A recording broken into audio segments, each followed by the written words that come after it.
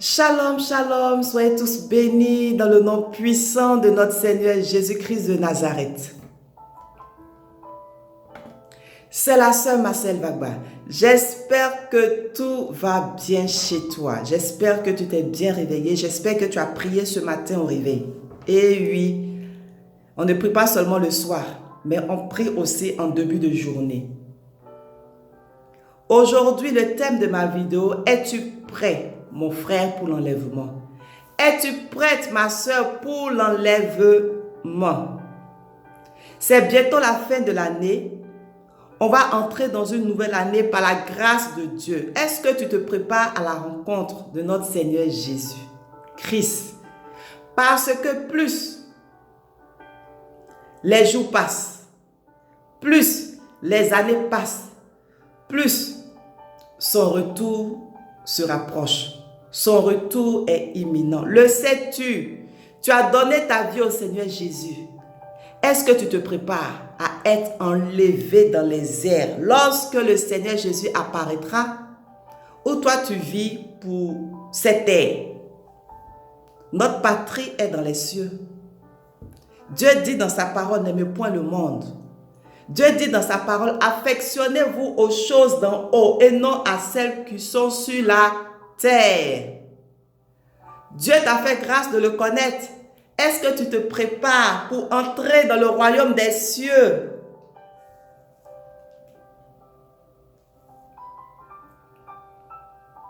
Matthieu 6, 33 dit, cherche premièrement le royaume de Dieu. Cherche premièrement le royaume de Dieu. Est-ce ton cas? Tu t'investis à l'église, tu es très actif dans ton église. Mais est-ce que tu l'es autant pour ton enlèvement, pour être enlevé? Lorsque le Seigneur Jésus reviendra, si ta question est négative, il n'est pas tard.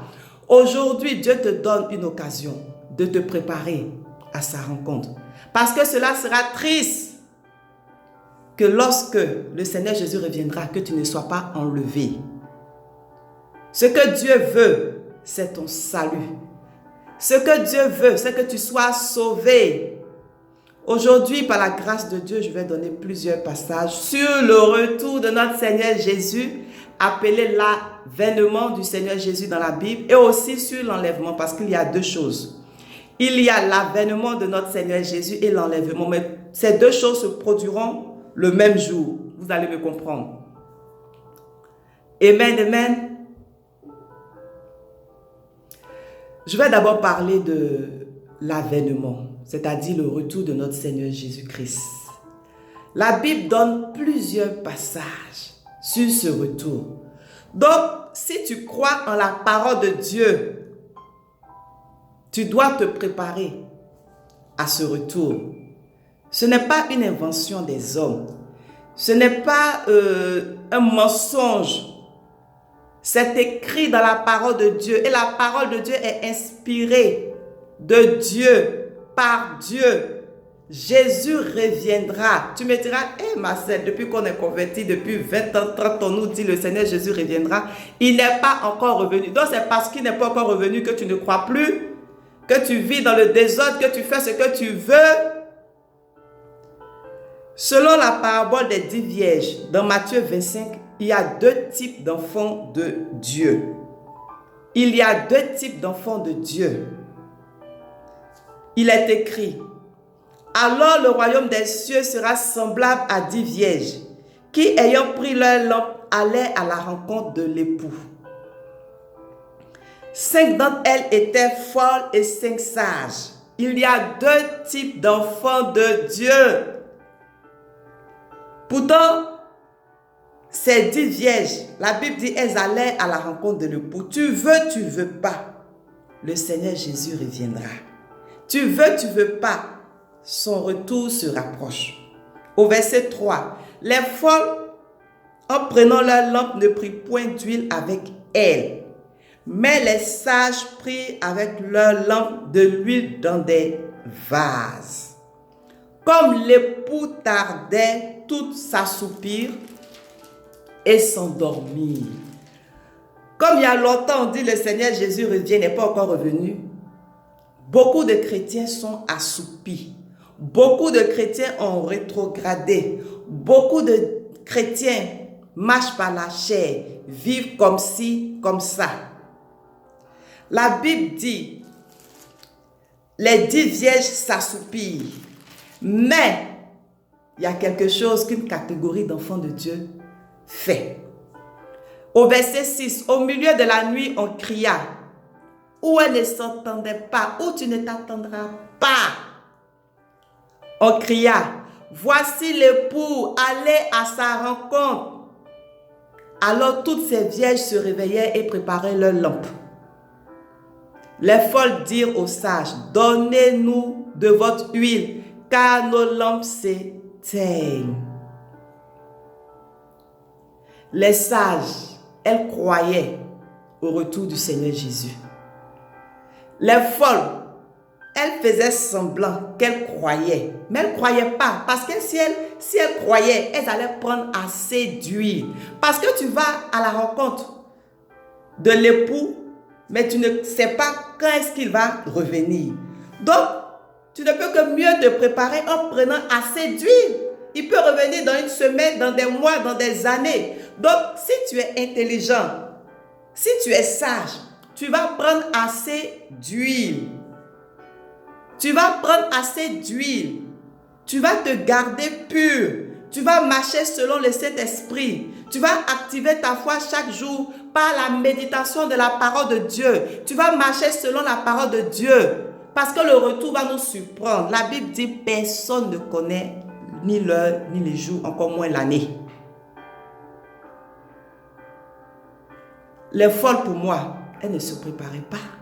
Elles avaient la tête ailleurs. Elles suivaient les autres. Est-ce que c'est ton cas? Tu suis les gens pour aller à l'église, mais toi-même là, tu ne te prépares pas à ton enlèvement. Ça, c'est la deuxième catégorie des enfants de Dieu. Sur cette terre, il y a des enfants de Dieu qui se préparent pour être enlevés. Mais il y a des enfants de Dieu actifs dans l'église, croyant depuis X années, mais qui ne se préparent pas à la rencontre de notre Seigneur Jésus. Mon frère, ma soeur qui m'écoute, revois ta vie. Car le Seigneur Jésus reviendra. Je vais donner plusieurs passages bibliques qui parlent de son retour. Si tu lis la parole de Dieu, si tu médites la parole de Dieu, tu dois croire en son retour. Ne vis pas seulement pour cette terre. Notre patrie est dans les cieux. Notre patrie est dans les cieux. Matthieu 6, 33 dit, cherche premièrement le royaume de Dieu. La Bible nous dit, affectionnez-vous aux choses d'en haut. La Bible nous dit, n'aimez point le monde. Ce monde ne nous appartient pas. Nous sommes de passage. Nous sommes des pèlerins. Dieu nous a envoyés sur cette terre pour un but précis, pour une mission précise. Mais il veut de nous dans les cieux avec lui, dans la nouvelle Jérusalem. Tu t'investis pour construire, pour tel projet, telle affaire. Investis-toi pour ton salut. Investis-toi pour être enlevé. Le retour du Seigneur Jésus est appelé l'avènement du Seigneur Jésus dans la Bible. C'est écrit noir sur blanc dans plusieurs passages bibliques. Je vais donner ces passages bibliques. Je t'invite à noter. Mon frère, ma soeur qui aime mes vidéos, qui m'écoute régulièrement, note les versets bibliques et ouvre ta Bible. Apocalypse 3 au verset 11. C'est le Seigneur Jésus qui parle. Il dit, je viens bientôt. Retiens ce que tu as afin que personne ne prenne ta couronne. Un autre passage, Apocalypse 22 au verset 7. Et voici, je viens bientôt. Heureux celui qui garde les paroles de la prophétie de ce livre. Hébreux 9, 28. De même, Christ qui s'est offert une seule fois pour porter les péchés de plusieurs apparaîtra sans péché une seconde fois à ceux qui l'attendent pour leur salut. T'attends-tu au Seigneur Jésus pour ton salut? Matthieu 25 au verset 31. Lorsque le Fils de l'homme viendra dans sa gloire, avec tous les anges, il s'assiera sur le trône de sa gloire. Apocalypse 1 du verset 7 au verset 8. Voici, il vient avec les nuées et tout œil le verra, même ceux qui l'ont percé, et toutes les tribus de la terre se lamenteront à cause de lui. La Bible en parle, le retour du Seigneur Jésus. Je te donne plusieurs versets bibliques. Il faut les noter et ensuite ouvre ta Bible. Marc 8 au verset 38. Car quiconque aura honte de moi et de mes paroles au milieu de cette génération adultère et pécheresse, le Fils de l'homme aura aussi honte de lui quand il viendra dans la gloire de son Père avec les saints anges. Marc 13 au verset 35. Veillez donc, car vous ne savez quand viendra le maître de la maison, ou le soir, ou au milieu de la nuit, ou au chant du coq, ou le matin. Luc 9 au verset 26. Car quiconque aura honte de moi et de mes paroles, le Fils de l'homme aura honte de lui quand il viendra dans sa gloire et dans celle du Père et des saints anges. Je donne encore des versets bibliques pour que tu puisses croire si tu doutais, si tu ne croyais plus, si tu vis comme ci, comme ça. Pourtant, tu dis tu es enfant de Dieu. Je te donne tous ces versets bibliques pour te dire que le Seigneur Jésus reviendra tôt ou tard. Acte 1 au verset 11. Hommes galiléens, pourquoi vous arrêtez-vous à regarder au ciel? Ce Jésus qui a été enlevé au ciel au milieu de vous viendra de la même manière que vous l'avez vu allant au ciel. 1 Thessaloniciens 5 au verset 2. Car vous savez bien vous-même que le jour du Seigneur viendra comme un voleur dans la nuit. 1 Pierre 1, 13. C'est pourquoi saignez les reins de votre entendement, soyez sobres et ayez une entière espérance dans la grâce qui vous sera apportée lorsque Jésus-Christ apparaîtra. 1 Pierre 1, 7. Afin que l'épreuve de votre foi, plus précieuse que l'or périssable, ait pour résultat la louange, la gloire et l'honneur lorsque Jésus-Christ apparaîtra. 2 Thessaloniciens 1 au verset 7. Et de vous donner à vous qui êtes affligés du repos avec nous, lorsque le Seigneur Jésus apparaîtra du ciel avec les anges de sa puissance. Et le dernier verset, Zacharie 9 au verset 14. L'Éternel au-dessus d'eux apparaîtra et sa flèche partira comme l'éclair. Le Seigneur l'Éternel sonnera de la trompette, il s'avancera dans l'ouragan du midi. Pourquoi le Seigneur Jésus doit-il revenir? J'ai trouvé deux réponses dans mes recherches bibliques. 1. Pour prendre ceux qui doivent vivre avec lui et Dieu le Père dans le royaume des cieux. Ou tu veux rester sur cette terre dans la souffrance, dans les problèmes, dans le malheur, la famille, les guerres par-ci, par-là, toutes les mauvaises nouvelles de tous les jours là. Tu veux rester ici. Tu es né ici, tu veux mourir ici. Pour toi, après ta mort, tu ne crois plus à rien, quoi. Le Seigneur Jésus revient pour nous, là, qui croyons en lui, qui marchons selon sa parole, pour nous prendre avec lui, pour nous prendre pour vivre dans le royaume des cieux. Nous sommes sur cette terre de passage. Notre patrie, nous avons une patrie dans les cieux. Jean 14 du verset 1 au verset 3 dit, c'est le Seigneur Jésus qui parle. Il dit, il y a plusieurs demeures dans la maison de mon Père. Il y a une maison dans le ciel appelée la Nouvelle Jérusalem pour nous, les croyants, pour nous qui marchons selon la parole de Dieu. Si cela n'était pas, je vous l'aurais dit, je vais vous préparer une place. Et lorsque je m'en serai allé et que je vous aurai préparé une place, ta place, ma place, je reviendrai et je vous prendrai avec moi, afin que là où je suis, vous y soyez aussi. Moi, je veux être enlevé. Je veux être enlevé et je lutte pour mon enlèvement. Je m'y prépare, je prie pour ça, je fais tout ce que Dieu veut pour être veille. J'espère que c'est ton cas. Philippiens 3 du verset 20 au verset 21 dit, notre cité à nous est dans les cieux, d'où nous attendons aussi comme sauveur le Seigneur Jésus-Christ. Après cette vidéo, par la grâce de Dieu, je ferai une autre vidéo sur la fin des temps. Je vais parler du règne de l'Antéchrist, du jugement dernier, de la guerre d'Armageddon, du millénium. Ce sont des sujets que tu dois connaître en tant qu'enfant de Dieu. Tu dois connaître tous ces sujets. Tu dois connaître la parole de Dieu. Dieu dit, par manque de connaissance, on périt. Son peuple périt. Cherche à savoir ce qui se passera dans les années à venir.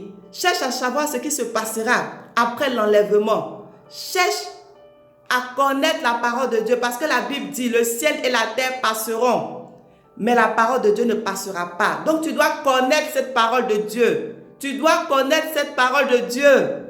Tu n'es pas sur terre éternellement. Il y a un début, il y a une fin. La Bible parle de fin du monde. La Bible parle de fin des temps. La Bible parle de plusieurs sujets que tu dois connaître. Et j'espère que mes vidéos te font du bien, te feront du bien. Te pousseront à ouvrir la Bible pour la méditer, pour la connaître. Le Seigneur Jésus doit revenir aussi pour récompenser ceux qui ont été fidèles à lui. Et oui, dans l'affaire de Dieu, là, il y a récompense. Hein? Oui. Tu ne vas pas travailler dur pour lui.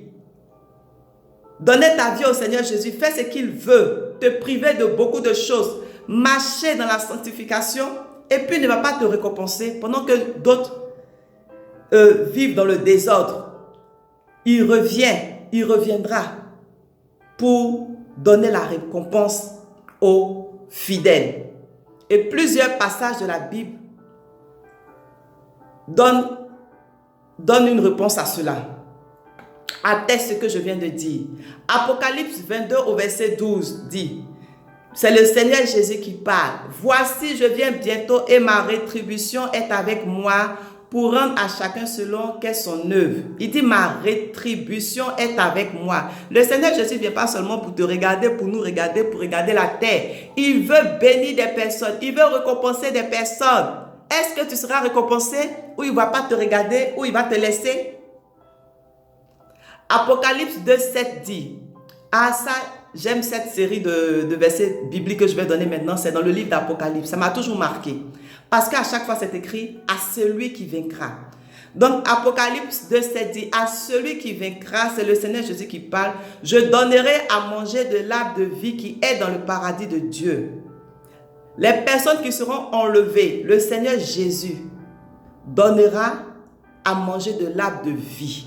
Ensuite, Apocalypse 2:17. À celui qui vaincra, je donnerai de la manne cachée et je lui donnerai un caillou blanc et sur ce caillou est écrit un nom nouveau que personne ne connaît si ce n'est celui qui le reçoit. Un nouveau nom.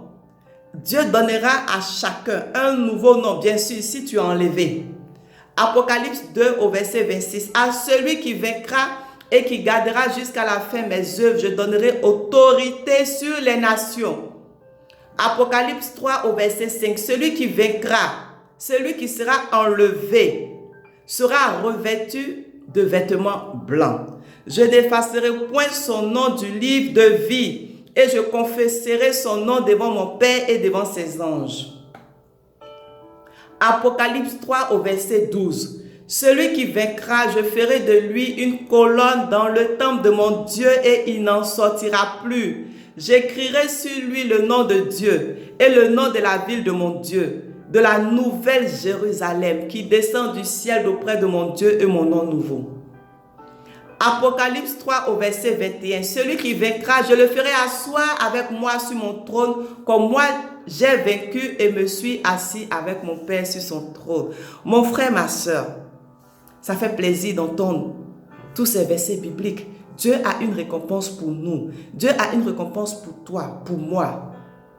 Est-ce que tu te prépares à sa rencontre? Est-ce que tu te prépares à être enlevé? Il n'est pas tard. Si aujourd'hui tu vis dans un péché, sors de ce péché. Jésus peut venir cette nuit. Il peut venir le 31 décembre. Il peut venir le 1er janvier. Il peut venir dans 2 ans, dans 3 ans. Est-ce que tu te prépares à sa rencontre à être enlevée. La vie chrétienne, ce n'est pas seulement pour ce qui se passe sur terre. Tu ne donnes pas ta vie au Seigneur Jésus seulement pour te marier, pour être protégé, pour avoir je ne sais pas quoi. Tu donnes ta vie au Seigneur Jésus pour être sauvé éternellement, pour te retrouver un jour dans le royaume des cieux. Oui. Ou toi, tu vis seulement pour tout ce que tu vois sur terre. Pense à ton salut. On fait des projets, on veut acheter des terrains, des maisons, des voitures. Mais est-ce qu'on pense à notre vie après la mort? Est-ce que tu penses à ton salut? Comment cela va se passer? Ce retour. 1 Thessaloniciens 4 du verset 16 au verset 18 dit: car le Seigneur lui-même a un signal donné à la voix d'un archange et au son de la trompette de Dieu descendra du ciel et les morts en Christ ressusciteront premièrement. Ensuite, nous les vivants qui serons restés, nous serons tous ensemble enlevés avec eux sur des nuées à la rencontre du Seigneur Jésus dans les airs et ainsi nous serons toujours avec le Seigneur. Matthieu 24 du verset 30 au verset 31 dit: alors le signe du Fils de l'homme paraîtra dans le ciel. Toutes les tribus de la terre se lamenteront et elles verront le Fils de l'homme venant sur les nuées du ciel avec puissance et une grande gloire. Il enverra ses anges avec la trompette retentissante et ils rassembleront ses élus des quatre vents depuis une extrémité des cieux jusqu'à l'autre. 1 Corinthiens 15 du verset 52 au verset 53, je dis juste le début, en un instant, en un clin d'œil à la dernière trompette. Je résume. L'enlèvement, selon la parole de Dieu, se fera en 3 phases. Se fera en 3 phases. Il y aura d'abord la résurrection des morts en Christ. Et ceux-ci monteront dans le ciel. Ensuite, il y aura la transformation des corps des vivants en Christ. Et ensuite, la montée au ciel sur des nuées à la rencontre du Seigneur Jésus. Lorsque le Seigneur Jésus apparaîtra dans le ciel, il y aura d'abord la résurrection des morts en Christ, ceux qui sont morts dans le Seigneur. Ils monteront dans le ciel, selon la parole de Dieu, selon les versets que j'ai lus. Ensuite, il y aura la transformation des corps des enfants de Dieu, ceux-là même qui se sont préparés à cette rencontre, à leur enlèvement. Le corps sera transformé en un corps glorieux. Pourquoi? Parce que la Bible dit dans 1 Corinthiens 15 au verset 50, la chair et le sang ne peuvent hériter le royaume de Dieu. Et dans Philippiens 3 au verset 21, il est dit que le Seigneur Jésus transformera le corps de notre humiliation en le rendant semblable au corps de sa gloire par le pouvoir qu'il a d'assujettir toutes choses. Amen. Mon frère, ma soeur, prépare-toi à être enlevé, je t'en supplie. Que ce soit le but principal de ta conversion, de ta vie chrétienne.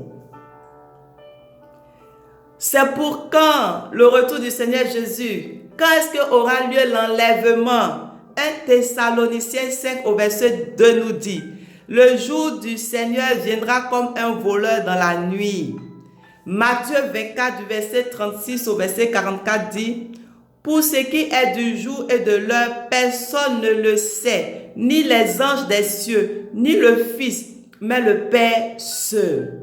Ce qui arriva du temps de Noé arrivera de même à l'avènement du Fils de l'homme. Car dans les jours qui précédaient le déluge, les hommes mangeaient, buvaient, se mariaient leurs enfants, jusqu'au jour où Noé entra dans l'arche. Et ils ne se doutaient de rien, jusqu'à ce que le déluge vint et les emporta tous. Il en sera de même à l'avènement du Fils de l'homme, du Seigneur Jésus. Alors deux hommes qui seront dans un champ, l'un sera pris et l'autre laissé. Deux femmes qui moudront à la meule, l'une sera prise et l'autre laissée. Veillez donc, puisque vous ne savez pas quel jour votre Seigneur viendra.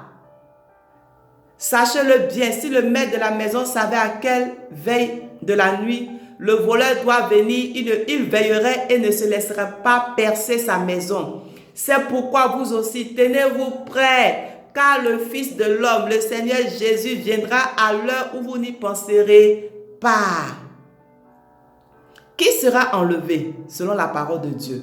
Apocalypse 22 au verset 14 dit: Heureux ceux qui lavent leur robe, bien sûr, dans le sang de l'agneau, afin d'avoir droit à l'arbre de vie et d'entrer par les portes dans la ville. Ceux qui vivent dans la sanctification, qui marchent dans la sanctification. Matthieu 7, du verset 21 au verset 23 dit, ceux qui me disent Seigneur, Seigneur n'entreront pas tous dans le royaume des cieux, mais celui-là seul qui fait la volonté de mon Père qui est dans les cieux. C'est celui, le Fils, la fille de Dieu, qui fait la volonté de Dieu, qui sera enlevé, qui entrera dans le royaume de Dieu. Et la volonté de Dieu se trouve dans sa parole. Est-ce que tu obéis à la parole de Dieu? Tu fais tout ce qui est écrit dans la parole de Dieu. Tu appliques la parole de Dieu qui ne sera pas enlevé. Qui ne sera pas enlevé.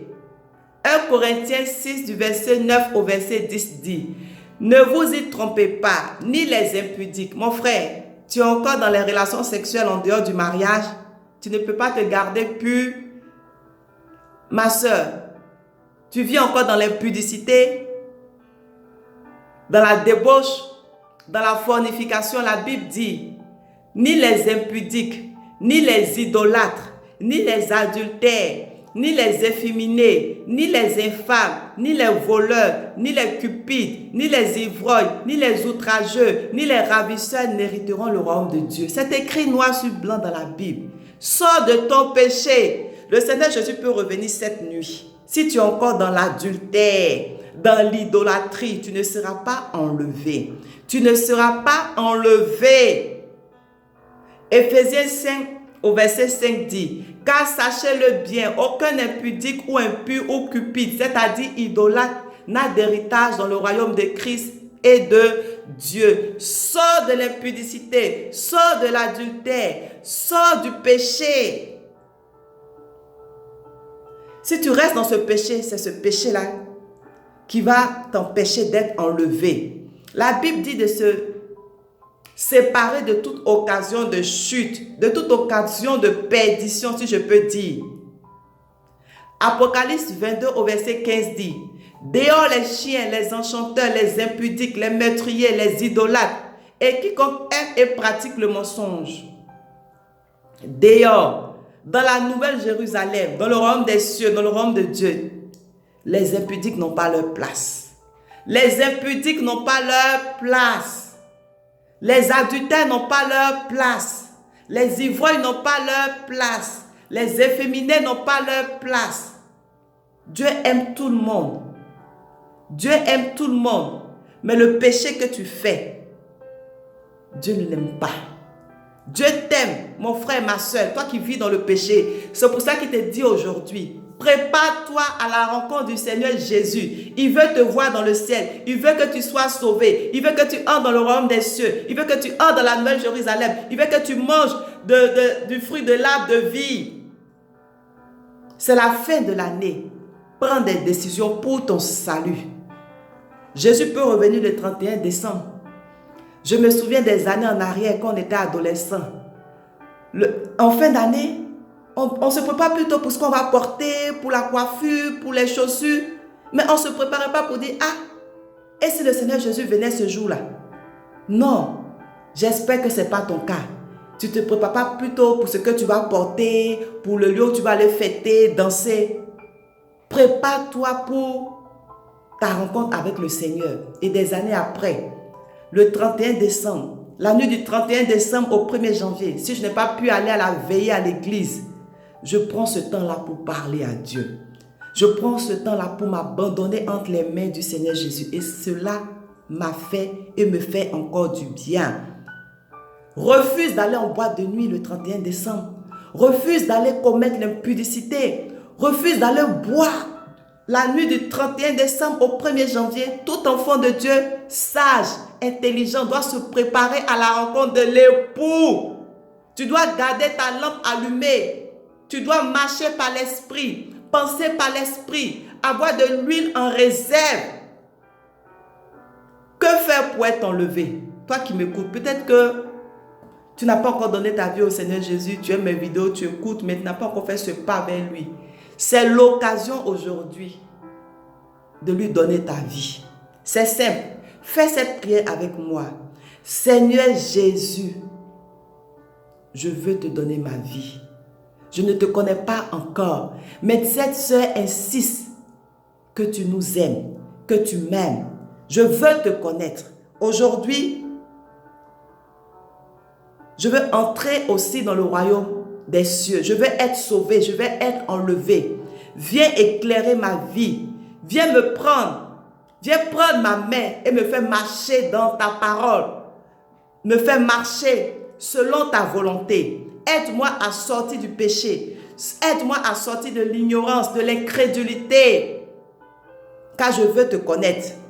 Car je veux faire ce que tu veux. Seigneur Jésus, aide-moi dans cette décision que j'ai prise. Aide-moi, Seigneur Jésus, à te connaître. Amen. Parle du fond du cœur et tu verras que Dieu va te répondre. La Bible dit, lorsque une seule âme se donne au Seigneur Jésus, il y a la fête dans le ciel. Parce que tu as parlé au Seigneur Jésus aujourd'hui, il y a la fête dans le ciel. Et ton nom sera écrit dans le livre de vie.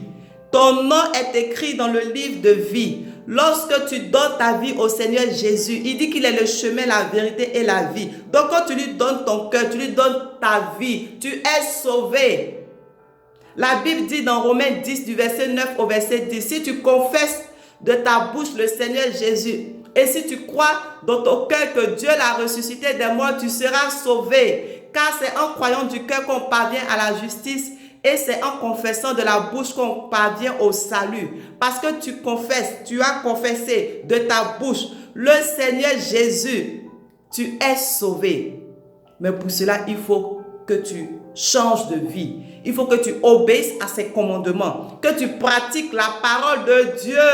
Et il te faudra aussi marcher dans la sanctification. Colossiens 3 au verset 5 nous dit, faites donc mourir les membres qui sont sur la terre, l'impudicité, l'impureté, les passions, les mauvais désirs, la cupidité qui est une idolâtrie. Tu as décidé de donner ta vie au Seigneur Jésus. Tu as déjà donné ta vie au Seigneur Jésus et tu vis dans le péché. Sors de ce péché. Sors de ce péché. La parole de Dieu dit que celui qui a le Fils de Dieu en lui ne pratique pas le péché. Il peut t'arriver de tomber, mais tu dois te relever. Au nom du Seigneur Jésus, tu dois te relever. Tu dois te relever. En attente du retour du Seigneur Jésus, qu'est-ce que tu dois faire? Qu'est-ce que je dois faire? Qu'est-ce que nous devons faire? Selon Tite 2, du verset 12 au verset 13, nous devons renoncer à l'impiété et aux convoitises mondaines. Le diable fera tout pour t'éloigner de Dieu, pour que tu désobéisses à la parole de Dieu, pour que tu rates l'enlèvement. Mais qu'est-ce que toi tu dois faire? La parole de Dieu dit que tu dois renoncer à l'impiété et aux convoitises mondaines. Et tu dois vivre dans le siècle présent, selon la sagesse, la justice et la piété, en attendant la bienheureuse espérance et la manifestation de la gloire de notre grand Dieu et Sauveur Jésus-Christ.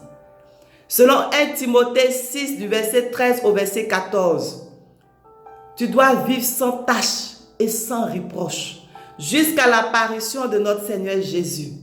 Selon 1 Corinthiens 15 au verset 58, tu dois être ferme, inébranlable, travaillant de mieux en mieux à l'œuvre du Seigneur, sachant que ton travail ne sera pas vain dans le Seigneur.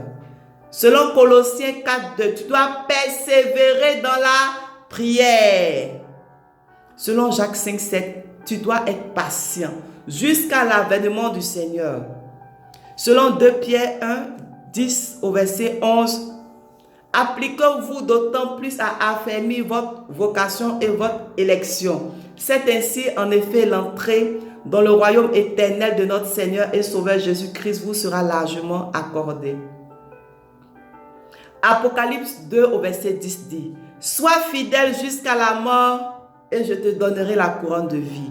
Le Seigneur Jésus te dit, sois fidèle jusqu'à la mort. Chaque matin au réveil, chaque soir avant de dormir, dans la journée, prépare-toi à la rencontre de Dieu. Le Seigneur Jésus te dit, sois fidèle et tu auras la couronne de vie. Apocalypse 14 au verset 13 dit, « Heureux dès à présent les morts qui meurent dans le Seigneur, afin qu'ils se reposent de leurs travaux, car leurs œuvres les suivent. » Si tu meurs en Christ, c'est une joie. Tu ne seras pas en enfer. Tu ne vas pas te retrouver en enfer. Mais tu te retrouveras dans le royaume de Dieu, dans le royaume des cieux.